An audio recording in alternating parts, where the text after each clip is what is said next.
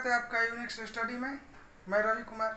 दोस्तों, कल हमने आपको फिजिक्स से संबंधित पहले चैप्टर के बारे में, यूनिट्स के बारे में पढ़ाया था। दोस्तों, आज हम आपको डायमेंशन के बारे में पढ़ाएंगे। डायमेंशन है क्या चीज़, बीमा क्या है, कैसे निकाला जाता है, और कुछ कुछ राशियों के बीमा भी निकालने को हम आपको बताएंगे। आइए चलते हैं और देखते हैं बीमा की तरफ। बीमा या डायमेंशन। बीमा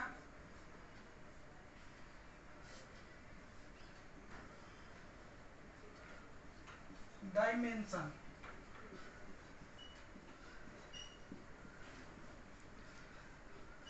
दोस्तों, यह बीमा है क्या? किसी भी भौतिक राशि पर, किसी भी भौतिक राशि के मात्रकों पर जो पावर लगाया जाता है या जो घात लगाया जाता है उसे ही हम बीमा कहते हैं। दोस्तों, किसी भी भौतिक राशि पर, भौतिक राशि पर लगाया जाने वाला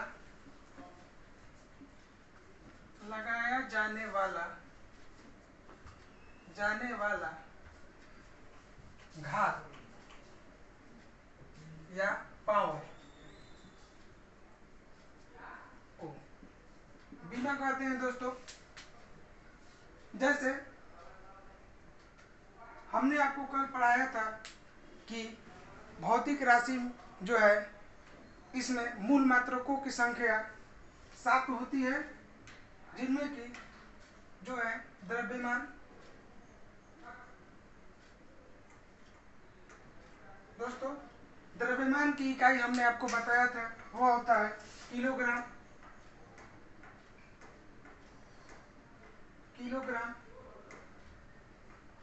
और इसका संकेत होता है केजी। दोस्तों, द्रव्यमान को हम मास भी कहते हैं। मास यानी कि इसको हम द्रव्यमान बोलते हैं। और इसी द्रव्यमान को सूचित करने के लिए हम कैपिटल एम का प्रयोग करते हैं। दोस्तों, द्रव्यमान को सूचित करता है मास, और मास के लिए हम कैपिटल एम का प्रयोग करते हैं। ठीक उसी तरह दोस्तों, आपका है लंबाई।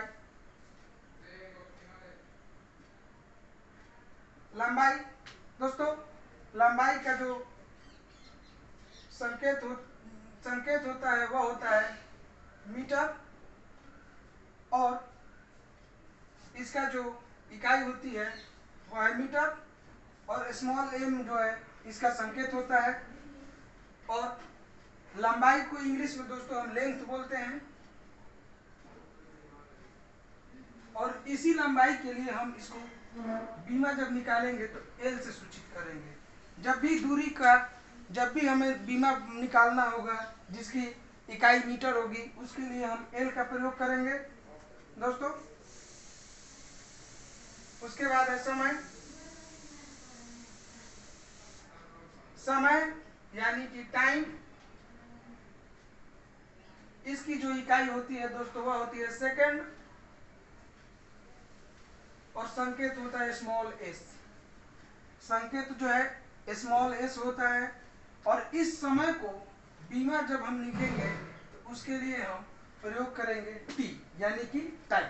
दोस्तों, अब आप ध्यान दीजिएगा, द्रव्यमान, मास के लिए एम, लेंथ या लंबाई के लिए दोस्तों एल, समय यानी टाइम के लिए हमको टी। जहां पर भी एम एल टी लिखा रहेगा दोस्तों, आप समझ जाइएगा कि यह द्रव्यमान है, यह द्रव्यमान को सूचित करता है, यह लेंथ को सूचित करता है, और यह टाइम को सूचित करता है।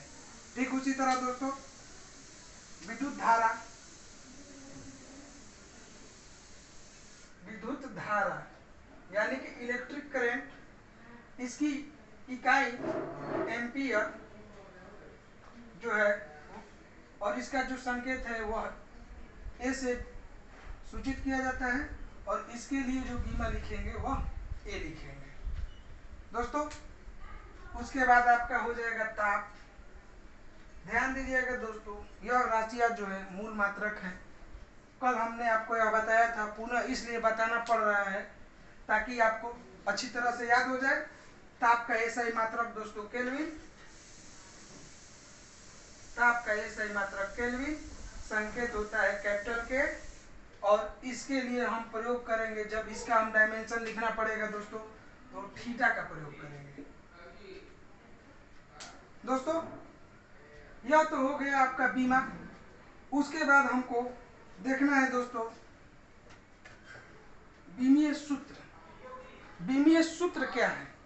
बीमीय सूत्र दोस्तों आप इसका स्क्रीनशॉट ले लीजिएगा, आप इसको ध्यान रखिएगा। उसके बाद हम आते हैं बीमीय सूत्र की तरफ।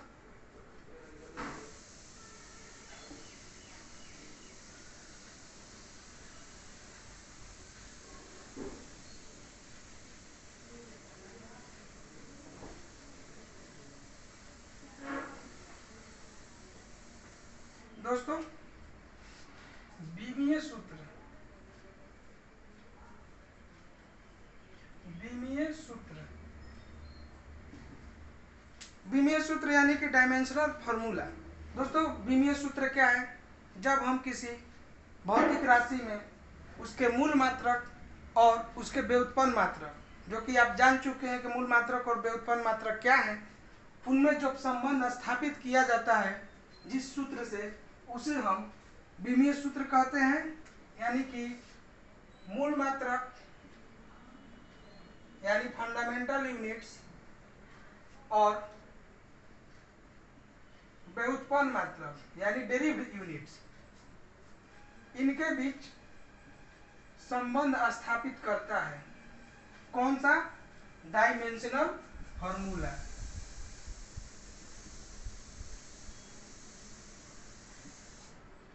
डायमेंशनल फॉर्मूला मूल मात्रक और व्युत्पन्न मात्रक के बीच संबंध को दर्शाता है।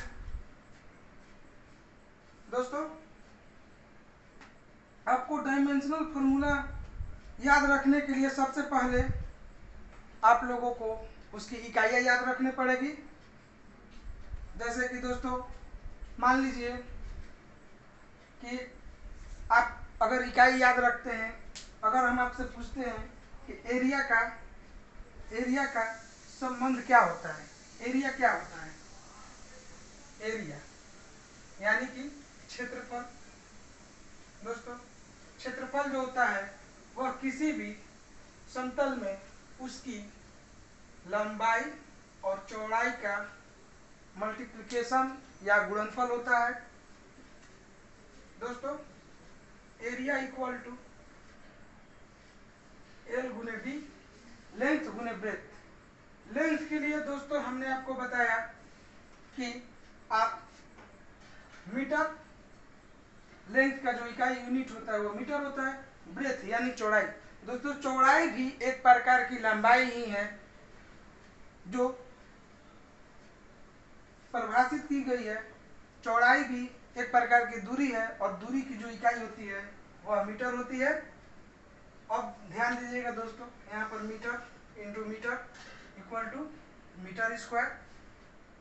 दोस्तों आप देखिए, हमने लंबाई के लिए जो आपको बोला था, लेंथ के लिए बीमा निकालने के लिए आप लेंथ के लिए क्या लिख सकते हैं? एल। मीटर जो है वह दूरी है और दूरी के मात्रक जो होता है वह मीटर होता है। और यह जो है दूरी को हम लेंथ से सूचित करते हैं, और इसी लंबाई के लिए हमने एल लिखा है और इस पर स्क्वायर। दोस्तों आप देखिए, यदि आपको कोई एरिया का क्षेत्रफल पूछेगा तो आप क्या बोलेंगे? L square. एरिया का बीमा पूछेगा तो एल स्क्वायर, और क्षेत्रफल पूछेगा तो एल इंटू बी यानी कि लेंथ गुने ब्रेथ। ध्यान देने की बात दोस्तों है कि आपको संबंधों को याद रखना पड़ेगा। आप इजी तरीके से डायमेंशनल फार्मूला को निकाल सकते हैं। आइए हम आपको कुछ डायमेंशनल फार्मूला बताते हैं और उन्हें निकाल कर दिखाते हैं। पहला डायमेंशनल फार्मूला है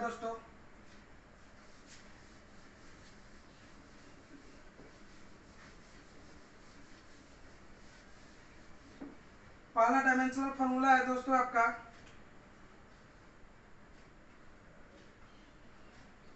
क्षेत्रफल का तो हमने आपको बता दिया। उसके बाद दूसरा ले लेते हैं आयतन। दोस्तों आयतन यानी वॉल्यूम। इस आयतन को निकालने के लिए हमें क्या करना पड़ता है? आयतन का हम संबंध जानते हैं दोस्तों। आयतन बराबर लंबाई गुणे चौड़ाई गुणे ऊंचाई। दोस्तों आयतन बराबर लंबाई गुणे चौड़ाई गुणे ऊंचाई। लंबाई के लिए, चौड़ाई के लिए और ऊंचाई, ये जो है यह दूरी है। दोस्तों आयतन बराबर, आयतन का जो इकाई होती है वह होती है मीटर क्यूब। यानी कि देखिए लंबाई के लिए मीटर, चौड़ाई के लिए भी मीटर और ऊंचाई के लिए भी मीटर। अगर इन तीनों मीटर को हम मल्टीप्लिकेशन करेंगे तो हमारा मीटर क्यूब आ जाएगा। दोस्तों अब जब यह हमको इकाई प्राप्त हो गई है तब हम देखिए इसको क्या करते हैं। मीटर के लिए हमको क्या लिखना है दोस्तों? मीटर के लिए हमको लिखना है एल। अब देखिए इस एल को हम लिख देते हैं और यहाँ पर पावर 3 कर देते हैं। तो यह आपका जो है आयतन का डायमेंशनल फॉर्मूला आ गया है। उसके बाद है दोस्तों चाल।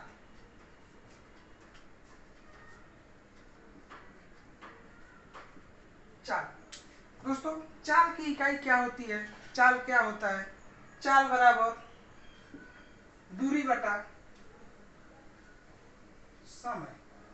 ध्यान से देखिएगा दोस्तों, चाल बराबर दूरी बटा समय। यदि आपको चाल का डिफिनेशन नहीं याद है, आगे आने वाले चैप्टरों में आज हम आपको डायमेंशनल फार्मूला बता रहे हैं। कुछ ऐसे टर्म होंगे जिसका आपको फार्मूला नहीं याद होगा, लेकिन आने वाले अगले चैप्टरों में आपका क्लियर हो जाएगा। चाल बराबर दूरी बटा समय। एकांक समय में चली गई दूरी को ही चाल कहते हैं, जो कि इसकी दिशा जो है निश्चित नहीं होती है और यह एक अदिश राशि है। आगे हम पढ़ेंगे, लेकिन सबसे पहले हम डायमेंशनल फार्मूला निकालने का सीख रहे हैं, तो इसमें हम डायमेंशनल फार्मूला निकाल लेते हैं। उसके बाद आगे की तरफ हम जब पढ़ेंगे तो आपको विस्तार पूर्वक इनके बारे में हम आपको जानकारी देंगे। दोस्तों चाल बराबर दूरी बटा समय। दूरी के लिए जो इकाई होती है वह होती है मीटर और समय के लिए जो इकाई होती है वह होती है सेकंड। यह जो है चाल का इकाई है, यूनिट है मीटर प्रति सेकंड। अब दोस्तों आप ही ध्यान से देखिएगा और बताइए कि हम दूरी के लिए क्या लिख सकते हैं। दोस्तों हम दूरी के लिए लिख सकते हैं एल और समय के लिए हम क्या लिख सकते हैं दोस्तों? T. L upon T equal to L T inverse 1। ध्यान देने की बात है दोस्तों, इस टी को यदि हम ऊपर ले जाएंगे तो -1 हो जाएगा। अब देखिए यह आपका जो है चाल का डायमेंशनल फार्मूला है। ध्यान से देखिएगा दोस्तों, एक और फार्मूला हो सकता है इसका चाल का, जो कि है m⁴ l t इनवर्स 1। दोस्तों जो यह फार्मूला है चाल का डायमेंशन है और यह डायमेंशन है, दोनों सेम है। ध्यान देने की बात यह है कि देखिए यहाँ पर मास नहीं है, हमारा द्रव्यमान इसमें नहीं है, लेकिन इसमें द्रव्यमान को शामिल किया गया है। लेकिन अब आप ही बताइए, यदि किसी भी संख्या पर पावर 0 रहता है तो उसका मान क्या होता है दोस्तों? वह 1 होता है। यदि b पावर 0 कर देंगे, b पावर 0 इक्वल टू 1, कोई भी अंक यहाँ पर ले लेंगे दोस्तों, उसका वैल्यू 1 होगा यदि इसका जो पावर है वह 0 है। इसलिए हम m⁴ l t इनवर्स 1 को l t इनवर्स 1 भी लिख सकते हैं, या इसको m⁴ l t इनवर्स 1 लिख सकते हैं, दोनों ही सही है। उसके बाद आपका जो बीमा है वह है दोस्तों वेग का।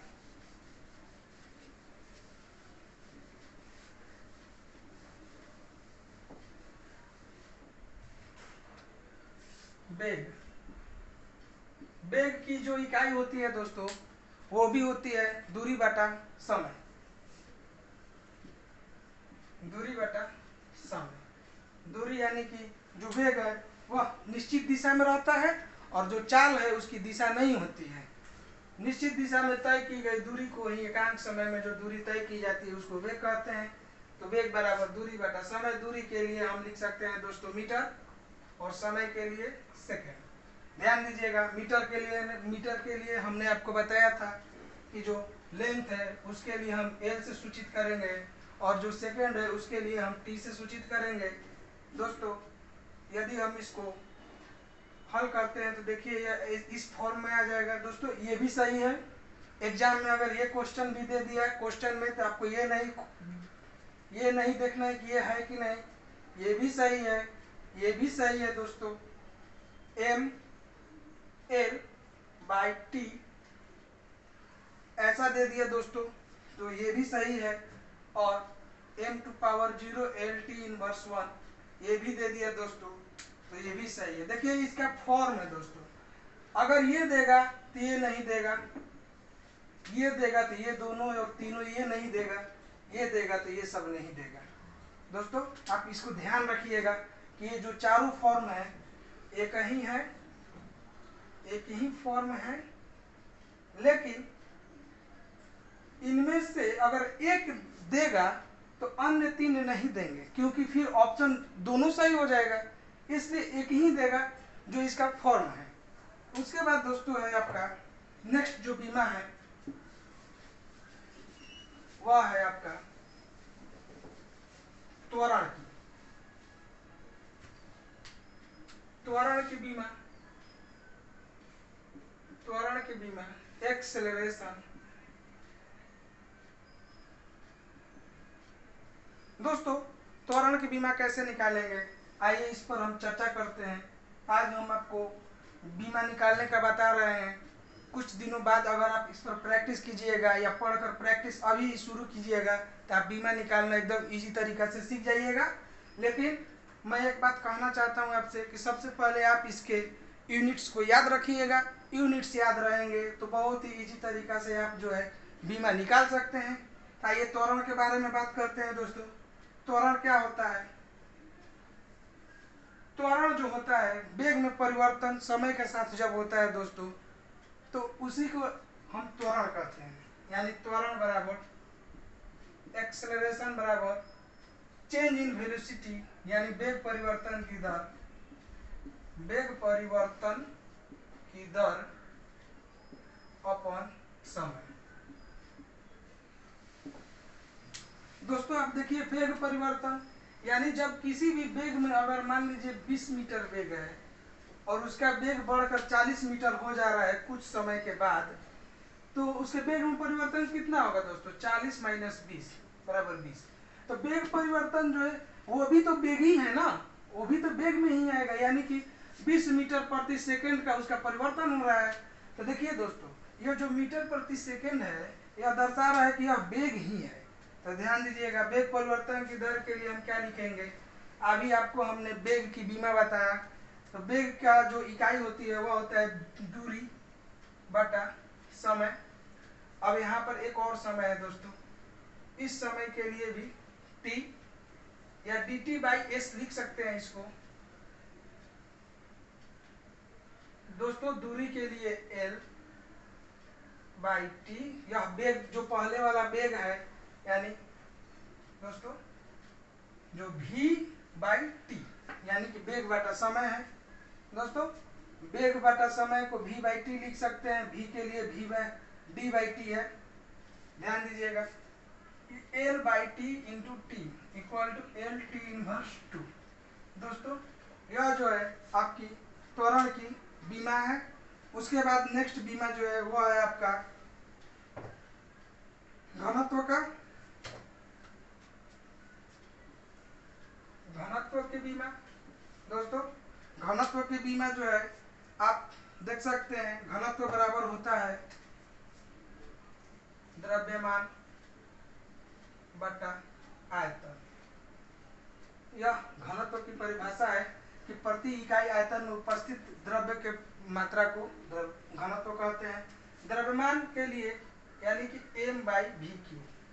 दोस्तों द्रव्यमान के लिए हमको जो बीमा निकालनी है उसके लिए हम क्या लिखेंगे? m। और आयतन की बीमा हमने आपको पहले बताया था, आयतन इक्वल टू एल क्यू, यानी कि आप देखिए एम एल इनवर्स 3, यह जो है आपका घनत्व का बीमा है जहाँ पर समय का कोई उपयोग नहीं है। यहाँ पर इसको हम इस फॉर्म में भी लिख सकते हैं दोस्तों, M L inverse 3 T to power 0। उसके बाद है दोस्तों गुरुत्वीय त्वरण। दोस्तों त्वरण और गुरुत्वीय त्वरण दोनों की जो बीमाएं होती है वह सेम होती है। गुरुत्वीय त्वरण, गुरुत्वीय त्वरण यानी कि जो जी होता है, छोटा जी, इसका भी जो बीमा होता है वो सेम होता है। गुरुत्वीय त्वरण का मान जो होता है दोस्तों 9.8 मीटर प्रति सेकंड स्क्वायर होता है, या सुविधाजनक रूप में कभी कभी हम इसको 10 मीटर प्रति सेकंड स्क्वायर भी मान लेते हैं। जब हम आंकिक प्रश्नों को हल करेंगे तो कभी कभी 10 भी इसको मान लेते हैं। वैसे इसका एक्यूरेट मान 9.81 मीटर प्रति सेकंड स्क्वायर होता है। दोस्तों इसकी जो बीमा होती है वह होती है त्वरण के भी बराबर, दोनों एक ही। यह त्वरण है जो समतल में होता है और ये गुरुत्वीय त्वरण है जब पृथ्वी किसी वस्तु को अपनी तरफ खींचती है, जिस त्वरण के हिसाब से, उसी त्वरण जो है कांस्टेंट होता है दोस्तों। आइए इस त्वरण का हम देखते हैं, मीटर प्रति सेकंड स्क्वायर। दोस्तों मीटर प्रति सेकंड स्क्वायर, मीटर के लिए एल, सेकंड के लिए टी स्क्वायर। दोस्तों अब देखिए ध्यान से, एल टी इनवर्स 2, यह आपकी जो बीमा है गुरुत्वीय त्वरण की बीमा के ही बराबर होगी। नेक्स्ट बीमा है दोस्तों आपका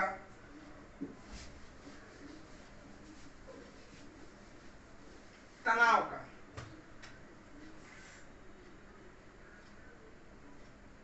तनाव, दोस्तों नेक्स्ट बीमा जो है वह तनाव का होता है, और तनाव जो होता है वह होता है, तनाव की इकाई किलोग्राम मीटर प्रति सेकंड स्क्वायर। दोस्तों यह इकाई है टेंशन की। अब यह देखिए आप, केजी के लिए हम क्या लिखते हैं यहाँ पर दोस्तों, केजी के लिए एम, मीटर के लिए एल और सेकंड के लिए टी। दोस्तों एम एल टी इनवर्स 2। दोस्तों यह तो हुआ तनाव की बीमा। अब आते हैं हम बल की तरफ। बल, बल दोस्तों आप जानते होंगे बल की इकाई क्या होती है, बल इक्वल टू न्यूटन। बल बराबर, बल की इकाई जो होती है वह न्यूटन होता है दोस्तों, और एक न्यूटन जो F बराबर एम ए, यह जो है बल की इकाई है। F बराबर एम ए, यह एक फॉर्मूला है जिसमें बल जो होता है द्रव्यमान और त्वरण के गुणनफल के बराबर होता है। द्रव्यमान गुणे त्वरण। दोस्तों अब ध्यान दीजिएगा, यदि हम बल का बीमा निकालना चाहते हैं तो हम इसको फॉर्मूला को भी याद रखते हैं। इससे भी बहुत आसानी से हम बल का परिभाषा के थ्रू बल का जो है त्वरण निकाल सकते, दो बीमा निकाल सकते हैं। बल के बीमा के लिए F बराबर m है।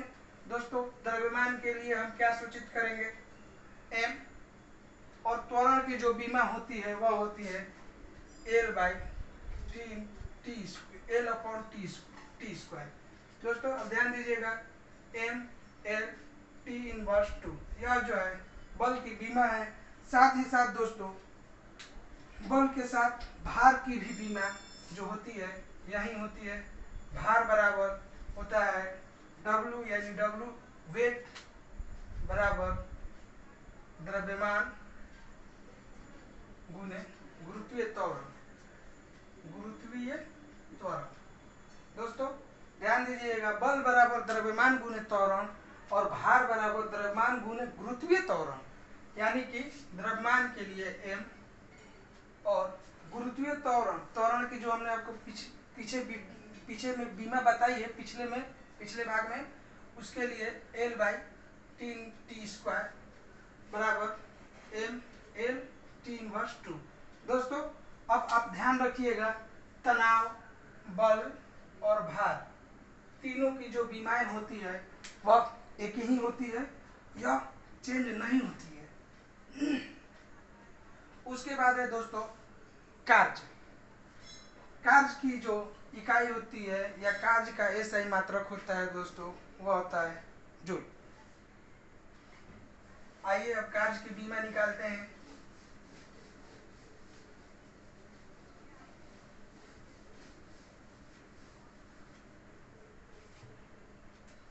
दोस्तों कार्य बराबर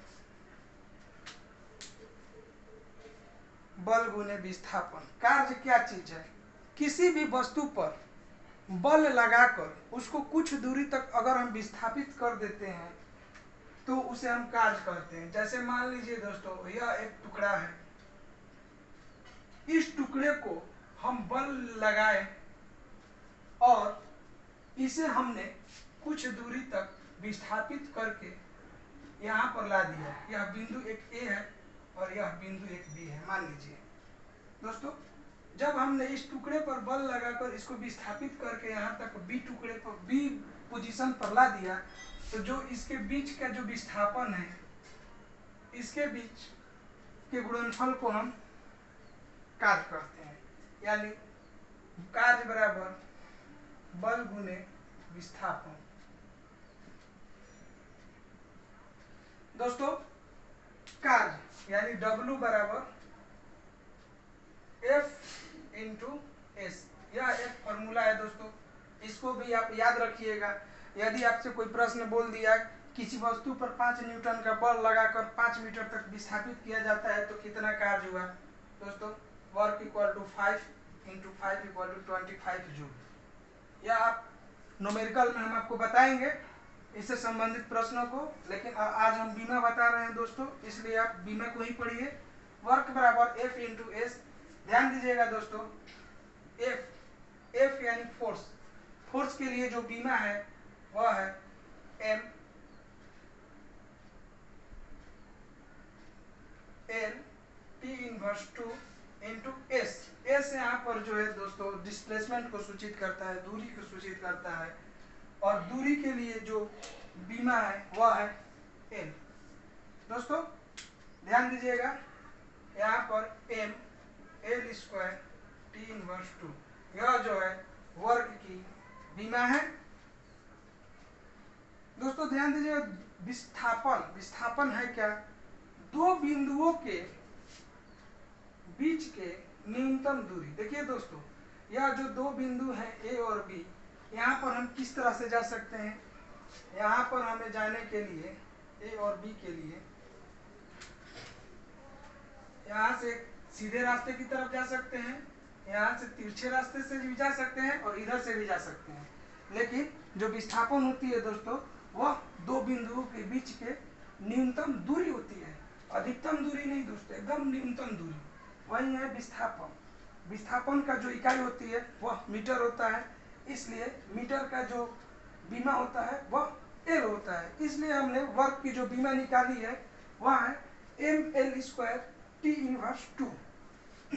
दोस्तों उसके बाद है आपका गतिज ऊर्जा। गतिज ऊर्जा या काइनेटिक एनर्जी।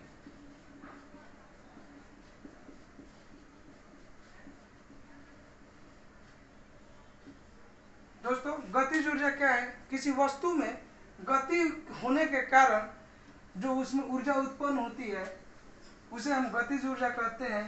यानी कि किसी गतिज ऊर्जा का जो डिनोट करते हैं वह के से डिनोट करते हैं, के ई, यानी कि kinetic energy equal to 1/2 mv square. दोस्तों अब ध्यान दीजिएगा कि m जो है यहाँ पर द्रव्यमान को रिप्रेजेंट करता है, मास को, और यह जो है वेलोसिटी को। दोस्तों हमने अभी आपको बताया कि गतिज ऊर्जा जो होती है द्रव्यमान और वेलोसिटी के वर्ग के मल्टीप्लिकेशन का आधा होती है।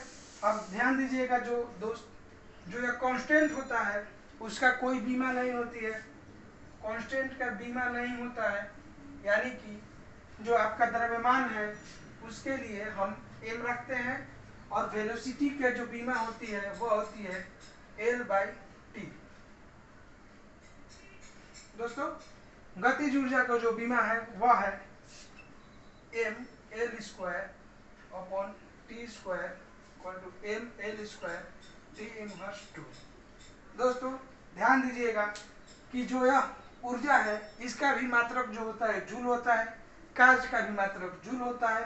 ठीक उसी तरह स्थितिज ऊर्जा है, स्थितिज ऊर्जा बराबर, इसे फाई से डिनोटेट करते हैं, और फाई =mgh, यानी कि द्रव्यमान गुने गुरुत्वीय त्वरण गुने ऊंचाई। दोस्तों अब इसकी जो बीमा है, अब हम लिखते हैं द्रव्यमान के लिए m, गुरुत्वीय त्वरण के लिए जो बीमा होगी L/T², और जो h है वह जो है, देखिए दोस्तों यहाँ पर h जो है दूरी को डिनोट करता है। किसी भी वस्तु में स्थिति के कारण जो उत्पन्न होती है ऊर्जा उसे हम स्थितिज ऊर्जा कहते हैं, और h के लिए L से हम डिनोटेट करेंगे, यानी कि mL²T−2। ध्यान देने की बात है दोस्तों, किसी भी प्रकार की ऊर्जा की जो इकाई होगी वह जूल होगी, और जूल के लिए आप यह किसी भी ऊर्जा का आपको पूछेगा कि बीमा क्या है, तो आप यह याद रखिएगा कि mL²T−2 यही जो है ऊर्जा की बीमा होती है, और ऊर्जा की जो इकाई होती है वह जूल होता है। उसके बाद है शक्ति।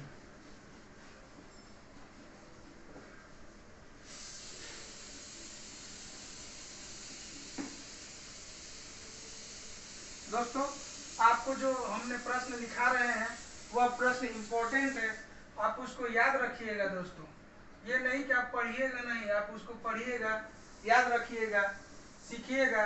एक बार में नहीं सीखिएगा, 2 बार में नहीं सीखिएगा, तीसरा बार में आप जरूर ही सीख जाइएगा। आपको किसी की जरूरत नहीं पड़ेगी, अपने आप से मेहनत कीजिए, दूसरे के भरोसे पर मत बैठिए, दूसरे कोई आपसे कुछ नहीं करा सकते हैं। आइए हम शक्ति का जो पावर है इसका हम बीमा निकालते हैं। दोस्तों शक्ति क्या है? किसी भी वर्क को हम करते हैं तो उसमें हमको कुछ अपनी ऊर्जा व्यय करनी पड़ती है, लगानी पड़ती है, जो कि समय के साथ इंगित किया जाता है। जैसे मान लीजिए कोई व्यक्ति किसी वर्क को 2 घंटे में करता है और अगला व्यक्ति उसी काम को 5 घंटे में करता है। आप निश्चित ही पाएंगे कि जो 2 घंटे में व्यक्ति काम कर रहा है वह अधिक सामर्थ्यवान है, यानी उसकी शक्ति बहुत ज़्यादा है, जो कि 5 घंटे में जो व्यक्ति कर रहा है उसकी शक्ति पहले वाले से कम है। समझने की बात है दोस्तों कि शक्ति जो होती है पावर इक्वल टू कार्य बाय समय, शक्ति बराबर कार्य बटा समय, या P equal to W/T। W को हम सुनिश्चित करते हैं वर्क से और समय को सुनिश्चित करते हैं T से। दोस्तों इस पावर के जो बीमा निकालते हैं, इस बीमा में वर्क की जो बीमा होती है F/S बाई समय के लिए क्या लिखना है दोस्तों, हमको T लिखना है। अब देखिए बीमा देखिए हम तोड़ कर बीमा बता रहे हैं, ये नहीं कि आपको कार्य का एकदम याद ही रखना पड़ रहा है। कार्य का अगर आप रिलेशन याद रखिएगा तो आप बीमा निकाल सकते हैं। F के लिए हम MA रखते हैं, F इक्वल टू MA। दोस्तों F बराबर MA इंटू S, यहाँ पर T। ध्यान दीजिएगा दोस्तों, M के लिए हम क्या लिखेंगे, कैपिटल M। हमें त्वरण की बीमा याद है, त्वरण इक्वल टू L/T², और S जो है वह दूरी का मात्रक है, यानी कि विस्थापन। P equal to W/T, W equal to F into S। अब S जो है दूरी है दोस्तों, यहाँ ध्यान दीजिएगा, यहाँ पर जो है दूरी लिख दिए, और अपन T, जो ये T है इसके नीचे। दोस्तों अब देखिए mL²/T3,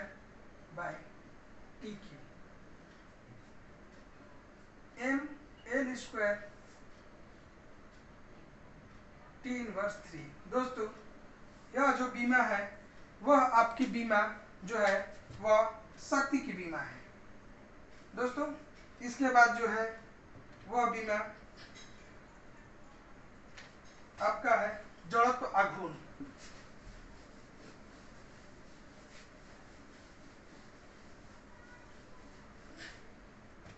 जड़त्व आघूर्ण, जड़त्व आघूर्ण दोस्तों, जड़त्व आघूर्ण क्या है? Movement of inertia, movement of inertia. दोस्तों किसी भी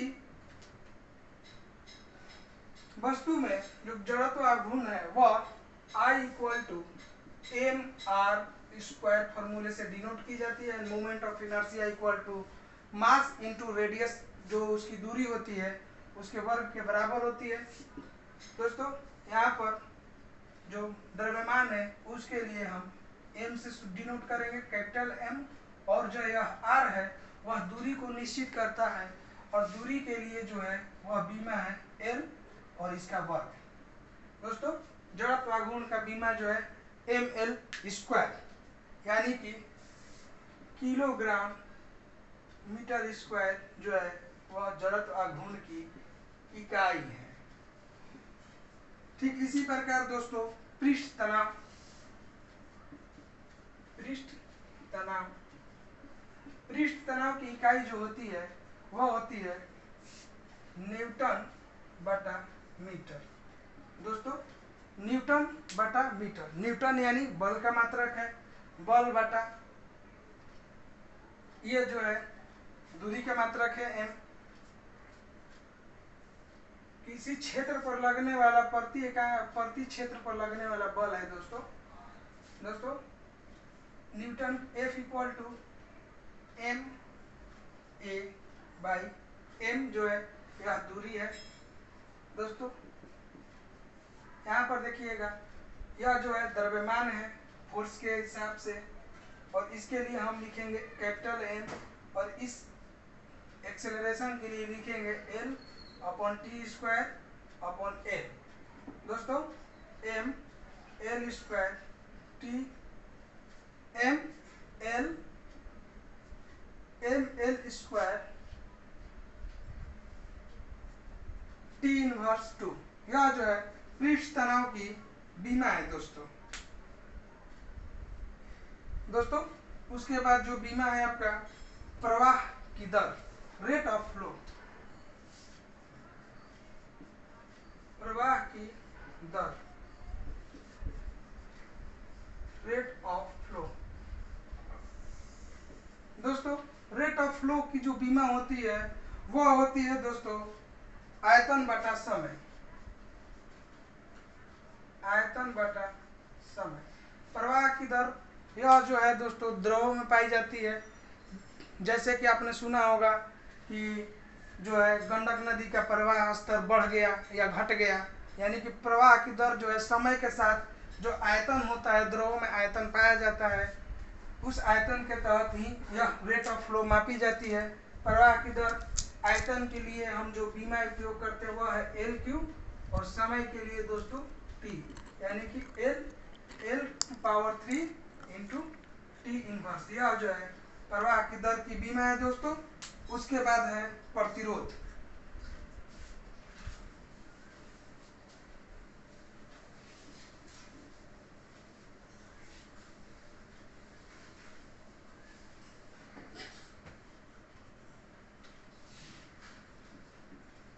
प्रतिरोध, रेसिस्टेंस, रेसिस्टेंस। दोस्तों प्रतिरोध का मात्रक ओम होता है। हम जानते हैं कि प्रतिरोध का मात्रक जो है वह ओम होता है। आप इसे नोट कर लीजिएगा दोस्तों। और R इक्वल टू V बटा I, यहाँ पर जो V है वह वोल्ट है, और यह I जो है वह एम्पियर है, यानी कि यह धारा है। दोस्तों एक और फॉर्मूला होता है वोल्ट के लिए कि W equal to V Q, यानी कि किसी वस्तु के विभव और उसमें प्रवाहित आवेश के गुणनफल से भी कार्य निकाला जाता है विद्युतीय क्षेत्र में। अब आप देखिएगा W बराबर वी क्यू, इसी फॉर्मूले के तहत यह प्रतिरोध का फॉर्मूला भी हम लोग डायमेंशन भी निकाल सकते हैं। यहाँ पर V के लिए लिखेंगे दोस्तों W और Q यहाँ पर लिख देंगे, यहाँ से V इक्वल टू W बटा Q। इस फॉर्मूले को यहाँ पर पुट किए तो देखिए V के लिए W बाई Q और यह हो गया I। ध्यान से देखिएगा दोस्तों, अब आप यह हो गया वर्क के लिए आपके पास जो डायमेंशन है वह है ml स्क्वायर T इनवर्स 2। दोस्तों यह जो है जूल का इकाई है वर्क। अब देखिए यहाँ पर Q जो है Q बराबर होता है IT, यानी एम्पीयर और समय का गुणनफल I T, और यह हो गया I। दोस्तों अब आप ध्यान से देखिएगा m l square T inverse 2 by T। अब I के लिए जो है यहाँ पर I square m l square T inverse 3 A inverse 2। यह जो दोस्तों है आपका प्रतिरोध का फॉर्मूला है। T के लिए यहाँ से जो T है ऊपर चला गया, जिससे कि यहाँ पर एक मान बढ़ गया T के power -3 m l square T inverse -3 A inverse -2, यानी कि आपका प्रतिरोध का फॉर्मूला हो गया। इसके साथ ही दोस्तों एक नियतांक है गुरुत्वाकर्षण नियतांक, इसका भी फॉर्मूला हम देख लेते हैं। इसका भी हम जो है आपको बीमा बता देते हैं। आप इन बीमाओं को प्रैक्टिस कीजिएगा, याद रखिएगा। अगर आप प्रैक्टिस नहीं करेंगे, याद नहीं रखेंगे, तो हो सकता है कभी एग्जाम में यह आ जाए तो आप नहीं कर पाए क्वेश्चन को। इसलिए मेरा आग्रह है कि आप इसको जो यूनिट है उसको याद रखिएगा। दोस्तों गुरुत्वाकर्षण नियतांक,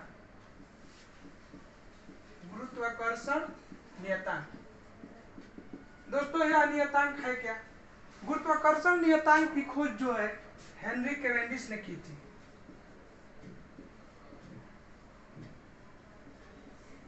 हेनरी कैवेंडिश ने गुरुत्वाकर्षण नियतांक का सही मान बताया था, जो होता है 6.67 × 10 के पावर -11 न्यूटन मीटर स्क्वायर प्रति केजी स्क्वायर।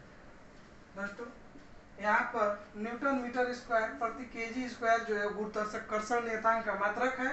आप ध्यान से देखिएगा, बल F बराबर क्या होता है? बल जो होता है वह होता है G m1 m2 by r square, यानी कि किन्हीं दो पिंडों के बीच के जो दूरी होती है m1 m2 और इन दोनों के बीच की दूरी r, दो पिंडों के गुणनफल और उसके बीच की दूरी के वर्ग का जो अनुपात होता है वही होता है फोर्स बल के प्रोपोर्शनल, यानी कि force proportional to m1 m2 by r square. दोस्तों यह जो है फोर्स का फॉर्मूला है, फोर्स का सेकंड फॉर्मूला है यह। ध्यान दीजिएगा यहाँ पर कि यही G का हमको मान निकालना है, जिसकी खोज हेनरी कैवेंडिश ने की है। तो यहाँ से हम जब G लेते हैं इस फॉर्मूला से दोस्तों, तो आपका क्या हो जाएगा? F r square by m1 m2। दोस्तों ध्यान दीजिएगा यहाँ पर F के लिए जो फॉर्मूला है वह होता है m a, यहाँ पर r स्क्वायर, और m1 के लिए दोस्तों यहाँ पर अभी रहने देते हैं, इसके आगे हम बढ़ेंगे तब लिखेंगे। देखिए यहाँ पर जो है m है, एक द्रव्यमान है, इसके लिए m, और a के लिए l बाई टी स्क्वायर। यहाँ r जो है वह दूरी को डिनोट करता है और r के लिए l स्क्वायर। दोस्तों यहाँ पर जो है m1 m2 यह पिंडों के द्रव्यमान है। द्रव्यमान के लिए जब हम सूचित करेंगे तो वह होगा m इंटू m। दोस्तों अब आप ध्यान से देखिएगा, यहाँ पर एक m कट गया, यहाँ पर हमारे पास l Q by m t square बच गया। अब देखिए दोस्तों इसकी जो बीमा होगी अब M inverse 1 LQ T inverse 2, यह जो बीमा है वही आपका गुरुत्वाकर्षण नियतांक का बीमा है दोस्तों।